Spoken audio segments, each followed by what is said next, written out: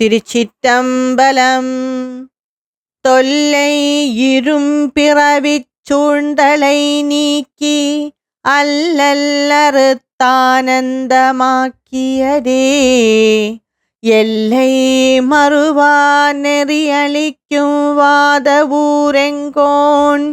திருவாசகம் எனும் தேன். திருச்சிற்றம்பலம். நாம் திருவாசகத்தில் சிவபுராணத்தின் விளக்கத்தை பார்த்து கொண்டிருக்கிறோம். இதுவரை 52 வரிகளுக்கான விளக்கத்தை பார்த்து முடித்துள்ளோம். மேலும் சில வரிகளின் விளக்கத்தை இந்த வீடியோவில் காண்போம். மாணிக்கவாசகர் கூறினார் அந்த சில வரிகளில் இந்த ஜீவனின் அவஸ்தையை பற்றி கூறிக்கொண்டிருக்கிறார். இந்த ஜீவனானது சுற்றும் இருள் சூழ்ந்துள்ளது. அது மட்டுமா, பாவம் புண்ணியம் என்ற 2 கயர்களால் கட்டப்பட்டுள்ளது. இதுதான் இந்த ஜீவனின் அவஸ்தை. நீ எங்கும் நிறைந்திருக்கின்றாய். ஈசன் எங்குமே நிறைந்திருக்கின்றார். அவன் இல்லாத இடமே இந்த உலகில் இல்லை. இருந்தாலும் என்னால் காண முடிவதில்லை. நான் காண்பதெல்லாம் பொருட்களும் பல பல வர்ணங்களும். என் மனம் வழியாக இந்த உலகை நான் காண்கின்றேன். சிவனை நான் எங்குமே காணவில்லை. ஏனென்றால் வல்வினைகளால் விளைவான பல பலன்கள், அந்த வல்வினைகள் ஒரு திரை போல என்னை ஈசனிடம் இருந்து மறைக்கின்றது.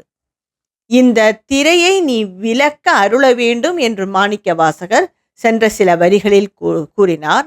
இனி மேலும் காண்போம். இது 53 முதல் 59 வரிகளுக்கான விளக்கத்தை இனி நாம் காண்போம். இன்னும் அவர் மேலும் அந்த ஜீவன் படும் கஷ்டத்தை கூறுகிறார். புறந்தோல் போர்த்தெங்கும் புழுவழுக்கு மூடி மலஞ்சோறு 9 வாயிற்குடிலை மலங்க புலனைந்தும் வஞ்சனையை செய்ய விலங்கு மனத்தால் விமலா உனக்கு கலந்தவன்பாகி கசிந்துள்ளுருகும் நலந்தானிலாத சிறியேற்கு நல்கி நிலந்தன்மேல் வந்தருளி நீழ்கழல்கள் காட்டி. மிக அருமையாக கூறுகிறார். இந்த தேகத்தை பற்றி, அதன் நிஜ ஸ்வரூபத்தை பற்றி மிக அழகாக கூறுகிறார். இந்த உடம்பென்பது என்ன? ரசாயனம், பல தாதுக்கள், இன்னும் பல என்னென்னவோ கூறுவார்கள். இது எல்லாம் சேர்ந்த ஒரு கலவைதான். இது கொஞ்ச நாள் கழித்தால் அதிலிருந்து அழுக்கும் மலங்களும் பலதும் வந்துவிடும். அதையெல்லாம் மிக அழகாக ஒரு புறம் தோல் போட்டு மூடி வைத்திருக்கிறார்கள். நாம் சில சமயத்தில் நம் வீட்டில் கூட இதை செய்வோம். ஏதாவது குப்பை கூலமாக இருந்தால் அதையெல்லாம் ஒரு இடத்தில் ஒதுக்கிவிட்டு மேலே ஏதோ ஒன்று வைத்து மறைத்து விடுவோம். அதுபோல இது புழுவும் அழுக்குமாக இருக்கின்றது. அதை புறத்தில் வெளியில் ஒரு தோல் போட்டு மூடி வைத்திருக்கிறது. இதையேத்தான் பல சித்தர்கள் கூறுவார்கள். பட்டினத்தார் முதலியோர் இந்த தேகம் என்பது வெறும் துச்சமானது. அது இறைவனை அடைவதற்கான ஒரு வாகனம் போல் அதை பிரயோஜனப்படுத்த வேண்டும். வேறு எதுவும் அதில் இல்லை என்று கூறுவார்கள். ஆதிசங்கரர் கூட மிக அழகாக கூறியிருக்கிறார்.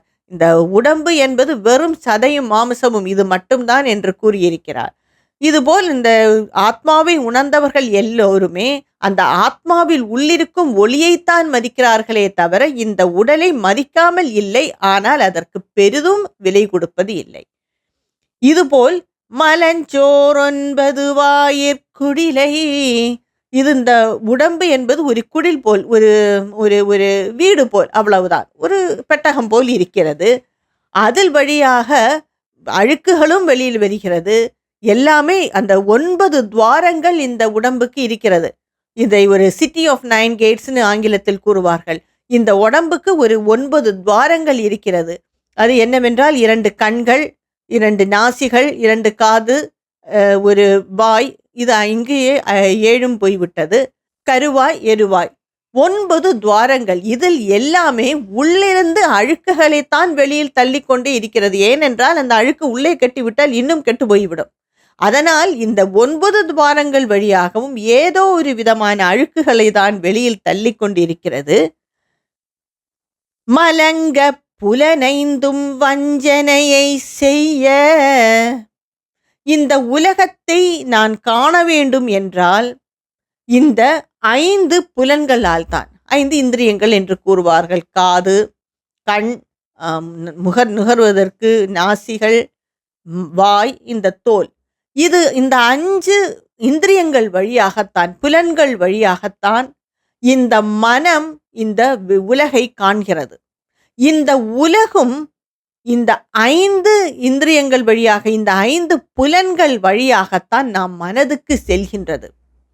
இந்த 5 புலன்களும் நல்லது செய்கின்றதோ? இல்லை. எல்லாமே வஞ்சகம்தான் செய்கின்றது. காண வேண்டியதை காண்பதில்லை, கேட்க வேண்டியதை கேட்பதில்லை, பேச வேண்டியதை பேசுவதில்லை. எதையோ பேசுகின்றது, வேறு எல்லா பொல்லாப்புகளையும் கேட்கின்றது, இறைவனை பற்றி கேட்பதில்லை. எங்கெங்கோ கண் செல்கின்றது, வேண்டியவற்றை காண முடிவதில்லை. இதுபோல் இந்த 5 புலன்களும் வஞ்சனையை தான் செய்கின்றது. அதுதான் இந்த மனதுக்கு போகின்றது. விலங்கு மனத்தால் விமலா உனக்கு. இந்த வஞ்சகமான புலன்கள் எல்லாம் வஞ்சகத்தை தான் மனதில் நிறுத்தி இருக்கின்றது. அப்பொழுது மனம் எப்படி இருக்கும்? விலங்கு போலத்தான் இருக்கும். விலங்கு போல் இருக்கும் என்றால், அந்த விலங்கு உண்கின்றது, நாமளும் அதை செய்கின்றோம். அது உறங்குகின்றது, நாமளும் செய்கின்றோம். அலைந்து திரிகின்றது, நாமளும் அதை செய்கின்றோம். இன்னும் கொஞ்சம் கூட செய்கின்றோம். நாம் வாழ்வதற்காக என்னென்னவோ வஞ்சகம் செய்கின்றோம். அது கூட செய்வதில்லை. விலங்கை விட மிக தாழ்மையாக வாழ்ந்து கொண்டு இருக்கிறோம். அப்படித்தான் நம் வாழ்க்கையை நாம் செலுத்தி கொண்டிருக்கிறோம். அப்பொழுது உன்னை வணங்க வேண்டும் என்றால், இன்னைக்கு என் மனது விலங்கு போல் தான் இருக்கிறது. அது உன்னை வணங்கி சுத்தமாகி நிர்மலமாகலாம். ஆனால் இன்று எனக்கு இருக்கிறது விலங்கு போல் உள்ள மனம்தான். விலங்கு மனத்தால் விமலா உனக்கு. நீயோ நிர்மலமானவன். உன்னிடம் எந்த அழுக்கோ வஞ்சனையோ क्रूर சுபாவமோ எதுவுமே இல்லை. அப்படிப்பட்ட சுத்த ரூபம் நீ. ஆனால் நானோ, என் மனமோ, மனதால் தான் நாம் வணங்குகிறோம் இறைவனை. கைகளால் வணங்குகிறோம் என்றாலும் நாம் மனதால் தான் இறைவனை காண்கிறோம், காணவும் வேண்டும். அந்த மனது முழுவதும் இன்று அழுக்காக உள்ளது. இதனால் தான் கூறுவார்கள், சிவனானாலும் சரி, நாராயணனானாலும் சரி, எந்த பாவியையும் அப்படியே அணைத்துக் கொள்வார்கள். அவர்களுக்கு இந்த வஞ்சம் செய்தவன், தீயவன், நல்லவன் இதெல்லாம் கிடையாது. அவரை விரும்பி வந்தால் அவர் அருள் அவனுக்கு கண்டிப்பாக கிடைக்கும் என்று சான்றோர்கள் கூறுவார்கள். அதுபோல் இந்த அழுக்கான வஞ்சகமான விலங்கு போல் உள்ள மனதினால் மனதை வைத்து நிர்மலமான உன்னை நான் வணங்குகின்றேன். கலந்த வன்பாகி கசிந்துள்ளுருகும். உன்னிடம் நான் வந்து விட்டேன். அந்த அன்பினாலே, உன்னிடம் செலுத்தும் அந்த அன்பு என்னுடைய எல்லா தீய குணங்களையும் உருக்கி விடுகிறது. அந்த அன்பினால் என் மனமே உருகி போகிறது. இதனால் என்னுடைய முரட்டு சுபாவமும் வஞ்சகத்தன்மையும் தீய குணங்களும் அழிந்து விடுகின்றன. நாம் இதை நேரடியாகவே காணலாம். சில பேர் ரொம்ப குரூர குணமாக இருப்பார்கள். ஏதோ ஒன்று, அதுதான் ஈசனை இழுப்பார்களோ என்னவோ தெரியவில்லை, ஏதோ ஒன்று காரணமாக அவர்கள் இறைவனை வழிபடத் தொடங்குவார்கள். சிறிது காலத்திலே அவர்களுக்குள் நல்ல ஒரு மாற்றம் நாமே பார்ப்போம். இதுபோல் இந்த அன்பானது என்னையே உருக்கி விடுகிறது. என்னுடைய வஞ்சக குணமோ, என்னுடைய குரூர குணமோ இதனால் அழிந்து போய் விடுகிறது. நலந்தான் இல்லாத சிறியேற்கு நல்கி. என்னிடம் எந்த நலனும் இல்லை, எந்த நல்லதும் என்னிடம் இல்லை. இருந்தாலும் நீ இந்த சிறியேனான எனக்கு உன் அருளை நீ தருகின்றாய். உன் அருளை நீ தர வேண்டும் என்று மாணிக்கவாசகர் கூறுகிறார். நான் இப்பொழுது உன்னை வணங்குவதற்கு முன் இல்லை ஒரு பெரிய பக்தனாகவில்லை என்றால் என்னிடம் எந்த நல்லதுமே இல்லை. எல்லாம் தீயவனே தான் இருக்கின்றது. ஏனென்றால் என் மனம் அப்படிப்பட்டது. இந்த மனதால் உன்னை நான் வணங்குகிறேன். இந்த அன்பானது உன்மேல் வைக்கும் அன்பானது நீ எனக்கு அருள் புரிவதால் இந்த தீயவை எல்லாம் என்னுள் இருந்து உருகி மாய்ந்து விடுகிறது. எந்த நலனும் இல்லாத எனக்கு இந்த சிறியேற்கு நீ அருள் புரிந்து நிலந்தன்மேல் வந்தருளி நீழ்கழல்கள் காட்டி, இந்த நிலம் மேல் இந்த பூமியின் மேல் நீ வந்து இறங்கி உன்னுடைய நீழ்கழல்களை நீ காட்ட வேண்டும். உன்னுடைய நீண்ட திரு வடிகளை நீ எனக்கு காண்பிக்க வேண்டும் என்று கேட்கிறார் மாணிக்கவாசகர் பெருமான். நம்முடைய இந்து மதமானாலும் சரி, சனாதன தர்மமானாலும் சரி, இரண்டிலேயுமே நம் குடும்ப பழக்கங்களானாலும் சரி, நாம் ஒருவர் பெரியவர்களானாலும் சரி, வயதில் மூத்தவர்களோ நல்லவர்களையோ கண்டால் அவர்களின் பாதத்தில் வணங்குவது ஒரு கலாச்சாரமாக இருந்து வருகிறது. இதற்கு முக்கியமான காரணம் என்னவென்றால், இந்த பாதங்கள், நாம் உள்ளங்கை, நமது தலையில் உச்சி, இது கூறுவார்களே, இது எல்லாமே நம்முடைய ஊர்ஜம், எனர்ஜியின் டெஃப்யூசிங் பாயிண்ட், வெளிவரும் இடங்கள் இதெல்லாம். ஒரு நல்லவர்களையோ, ஒரு வயதானவர்களையோ, ஒரு ஆன்மீகவாதியோ, யாராவது ஒரு நல்லவர்களின் பாதங்களை நாம் விழுந்து வணங்கினாலோ, அதை தொட்டு வணங்கினாலோ, அவர்களின் இந்த நல்ல எனர்ஜியானது, அந்த நல்ல ஊர்ஜம் இருக்கிறதே, இது நமக்கு வந்து சேரும். அதுபோல்தான் கையில் நம் எல்லாம் பார்த்திருப்போம். நம் கோவில்களில் ஆனாலும் சரி, வேற பெரியவர்களும் ஆசீர்வதிப்பார்கள். இப்படி இந்த உள்ளம் கையில் இருந்து அதே போல் அந்த ஒரு ஊர்ஜம் நம்மை வந்து அடையும். நாம் அதை காணும் போது நம் கண்களுக்குள் ஏறி நம் மனதை அது அனுகிரகிக்கும், மாற்றிவிடும். இதுபோல்தான் தலையில் கை வைத்து அனுகிரகம் செய்யும் பொழுதும் அவர்களின் இந்த நல்ல ஒரு எனர்ஜி, நல்ல இந்த ஊர்ஜம் நமக்கு வந்து சேரும்.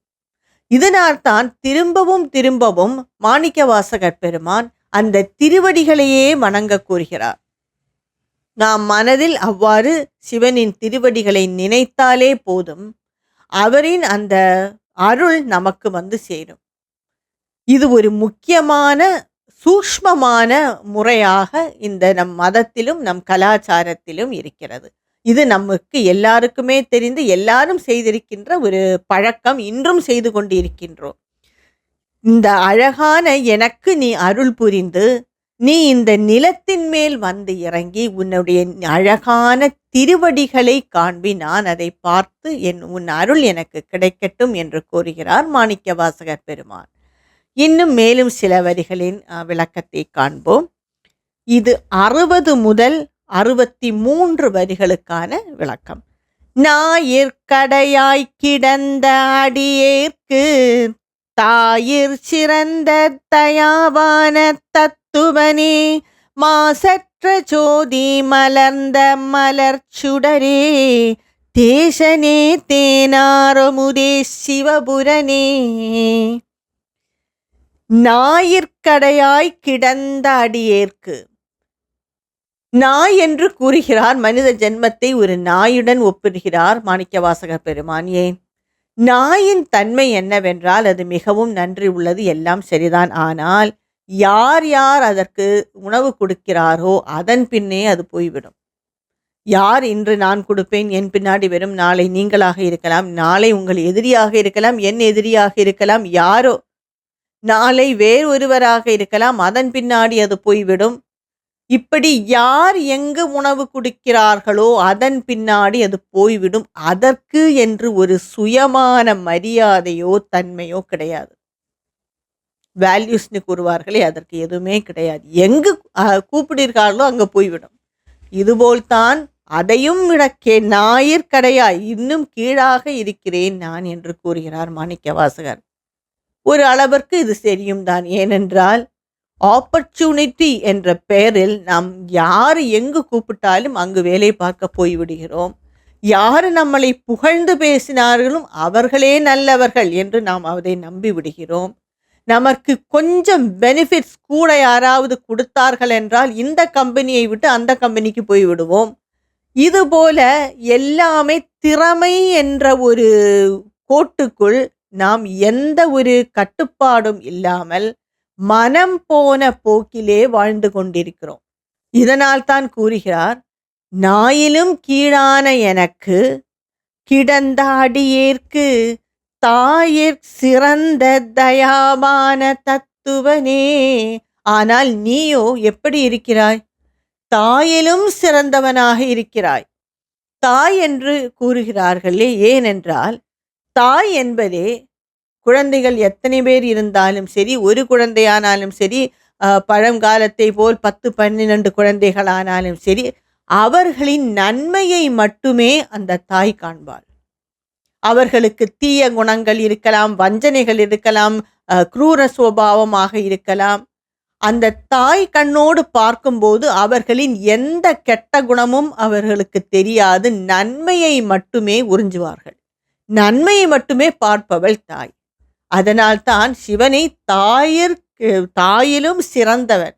தாய் கூட எங்காவது என்றாவது ஒரு குழந்தையை குறை சொல்லிவிடுவாள், இல்லை வேண்டாம் என்று வைத்துவிட வாய்ப்பிருக்கிறது. ஆனால் நீயோ எதுவுமே செய்யவாமல், நான் எவ்வளவு தூரம் கீழ்நிலையில் இருந்தாலும், மனரீதியாக எவ்வளவு தூரம் நான் கீழ்நிலையில் இருந்தாலும், என்னுடைய நல்லதை மட்டுமே நீ பார்த்து என்னை என் கீழ்நிலையில் இருந்து உயர்த்தி தயாவான தத்துவனே, எல்லாம் எனக்கு உன் தயவால் என்னை உயர்த்திய பரம்பொருளே என்று கூறுகிறார் மாணிக்கவாசகர். மாசற்ற ஜோதி மலர்ந்த மலர்ச்சுடரே, இவ்வாறு செய்துவிட்டு நீ எங்கிருக்கிறாய்? மாசற்ற அழுக்கில்லாத சுத்தமான ஜோதியாக என்னுள்ளே நீ மலர்ந்து நிற்கின்றாய். உன்னை நான் காண்கின்றேன், நீ மலர்ந்து அந்த ஜோதியாக என்னுள்ளே நீ நிற்கின்றாய். அந்த ஜோதியிலோ எந்த ஒரு மாசும் இல்லை. மாசற்ற ஜோதியாய் மலர்ந்த மலர்ச்சுடரே, தேசனே தேனாரமுதே சிவபுரனே. அந்த ஜோதியானது தேஜஸானது. அதற்கு கோடி சூரிய பிரகாசம் என்று கூறுவார்கள். எல்லாம் ஒளிதான். இந்த சூரியனும் ஒளிதான், நட்சத்திரங்களும் ஒளிதான். ஆனால் அதற்கும் இந்த ஜோதிக்கும் என்ன வித்தியாசம் என்றால், அந்த ஜோதியில் ஏதாவது ஒரு உஷ்ணம் இருக்கலாம், அதன் பிரகாசம் நம்மை தாங்க முடியாமல் ஆக்கலாம். ஆனால் இந்த ஜோதிக்கு கோடி சூரிய பிரகாசம் இருந்தாலும் அதை நம்மால் காண முடியும். அதன் உள்ளே நாம் அழிந்து விட முடியும். யாராவது சூரியனிடம் அழிந்து போக வேண்டும் என்று நினைப்பார்களா? ஆனால் இந்த ஜோதியிடம் அழிந்து போய்விடுவேன். ஏனென்றால் அதில் ஒரு மாசும் இல்லை. பிரகாசமான ஜோதியாக நீ நிற்கின்றாய் என்று கூறுகிறார் மாணிக்கவாசகர் பெருமான். அந்த ஜோதியே அமுது போன்றது. அது பார்க்க அனுபவிக்க பார்க்க என்று கூற முடியாது. அனுபவிக்க அது இன்னும் வேண்டும் என்றே தோன்றுகிறது அமுது போல். அதுபோல் இல்லை சிவபுரனே, பெருமானே என்று கூறுகிறார் மாணிக்கவாசகர். மேலும் இந்த பாடலின் விளக்கத்தை நான் அடுத்த வீடியோவில் தொடர்கிறேன். திருச்சிற்றம்பலம்.